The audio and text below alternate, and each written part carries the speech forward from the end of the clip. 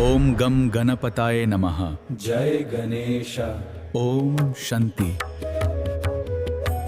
नमस्कार मित्रांनो, आज आपण जाणून घेणार आहोत संकष्टी चतुर्थी म्हणजे काय आणि ती का साजरी केली जाते। संकष्टी चतुर्थी हा दिवस भगवान गणपतीला समर्पित आहे। हिंदू पंचांगानुसार प्रत्येक महिन्याच्या कृष्ण पक्षातील चतुर्थीला संकष्टी चतुर्थी येते। संकष्टी म्हणजे संकटातून मुक्त करणारी, म्हणजेच या दिवशी उपवास करून आणि मनापासून गणपतीची पूजा केल्यास आपल्या आयुष्यातील अडचणी, संकट आणि दुःख कमी होतात अशी श्रद्धा आहे। या दिवशी भक्त उपवास करतात आणि रात्री चंद्र दर्शनानंतर उपवास सोडतात। गणपतीला दुर्वा, मोदक आणि लाल फुले अर्पण केली जातात। धार्मिक मान्यतेनुसार भगवान गणपती हे विघ्नहर्ता आहेत, म्हणजेच ते आपल्या मार्गातील अडथळे दूर करतात। म्हणूनच कोणतेही शुभ कार्य सुरू करण्याआधी गणपतीची पूजा केली जाते। संकष्टी चतुर्थीला विशेष महत्त्व आहे, कारण या दिवशी केलेली प्रार्थना लवकर फलदायी ठरते असे मानले जाते। विशेषतः अंगारकी संकष्टी चतुर्थी, मंगळवारी येणारी संकष्टी अधिक पुण्यदायी मानली जाते। या दिवशी